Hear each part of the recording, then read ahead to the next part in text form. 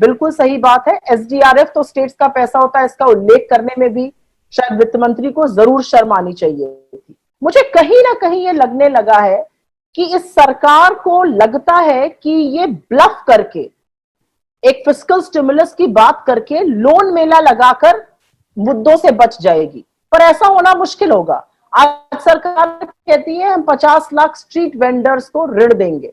जिस street vendor का जो खोमचा मेरे घर के बाहर लगाता है, उसको कौन सा बैंक ऋण देगा, इसका उत्तर शायद सिर्फ निर्मला सीतारमण जी दे सकते हैं या प्रधानमंत्री मोदी जी दे सकते हैं।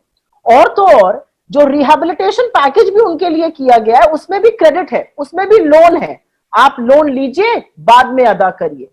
सहायता कहां है? सहायता तो वो होती है जो दे दी जाती है और वो रीपे नहीं होती है। ये सारी स्कीमें लोन दर लोन, इसमें कोई भी स्कीम ऐसी नहीं है क्रेडिट फैसिलिटी मतलब लोन, आपको लोन लेकर वापस करना पड़ेगा। स्ट्रीट वेंडर्स को लोन देने कौन जा रहा है? कौन आइडेंटिफाई करेगा कितने स्ट्रीट वेंडर्स हैं? तो ये सारी चीजें कहीं पर सरकार का दिमागी दिवालियापन भी जरूर दर्शाता है।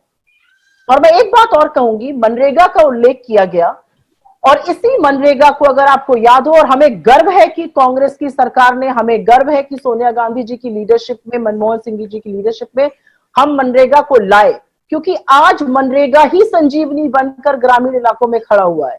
और प्रधानमंत्री जी, आप सबको याद हो उन्हें कितनी अभद्रता के साथ मनरेगा पर अपने विचार प्रस्तुत किए थे, और वो विजुअल मैं आज भी देखती हूं तो मुझे उनके ऊपर हंसी आती है। आज भी मनरेगा संजीवनी बन के खड़ा है, और मनरेगा पर आप बड़ी बड़ी बातें कर रहे हैं वर्कर्स डे वगैरह की। असलियत तो यह है कि पिछले अप्रैल मई से इस अप्रैल मई में मनरेगा बुरी तरह से ध्वस्त हुआ है, क्योंकि लॉकडाउन है, कोई काम नहीं हो रहा है। पिछले अप्रैल मई में यह आंकड़ा करीब करीब 64 करोड़ था। आज यह आंकड़ा करीब करीब 14.5 करोड़ ही है, क्योंकि काम हो नहीं रहा है, काम हो नहीं रहा है, पेमेंट आप कर नहीं रहे। हम कह रहे हैं कि 100 दिन को 200 दिन कर दीजिए, एडवांस पेमेंट कर दीजिए, वो दोनों चीजें आप करने के लिए तैयार नहीं है। जब प्रवासी मजदूर घर पहुंच जाएंगे तब हम उनको मनरेगा की नौकरियां देंगे, उनको रजिस्टर करने को देंगे। जब मनरेगा का काम ही नहीं हो रहा है तो वो रजिस्टर करके करेंगे क्या? मैं एक बात जरूर कहना चाहती हूँ, और मनीष भाई ने बिल्कुल ठीक कहा कि 8 करोड़ लोगों को इसमें अब इंक्लूड किया गया है। जो नेशनल फूड सिक्योरिटी एक्ट है वो मैंडेट करती है कि 66% पॉपुलेशन हमारी इसके अंतर्गत आए। अभी तो महज 60% ही है। अगर हम 10-11 करोड़ लोगों को इंक्लूड करेंगे तब हम किसी तरह से इसको 66% पर ला पाएंगे। तो जरूरी है आज की पीडीएस सिस्टम को यूनिवर्सलाइज किया जाता। आपने 3500 रुपए, चलिए कुछ तो दिया, उसका हम सपोर्ट करते हैं, ये ज्यादा होना चाहिए था। लेकिन जो आपने पोर्टेबिलिटी की बात कही है कि राशन कार्ड एक श्रमिक के पास होगा, एक उसके घर वाले के पास होगा, ये कोई बहुत बड़ी बात नहीं है। ये एडमिनिस्ट्रेटिव इशू है, और इसमें कोई ये ऐसी बड़ी स्कीम नहीं है जिसको बहुत बड़ा माना जाए, क्योंकि इसमें सरकार का कोई पैसा नहीं खर्चा होना है। कोई एक्स्ट्रा राशन आप नहीं देंगे। अगर उनका एंटाइटलमेंट एक परसेंटेज का है तो कुछ परसेंटेज श्रमिक निकाल सकता है, कुछ उसका जो बचता है वो उसके घर वाले निकाल सकते हैं। तो ये एक एडमिनिस्ट्रेटिव स्टेप है, इसके बारे में बात करना भी मुझे लगता है जरूरी नहीं समझती हूँ।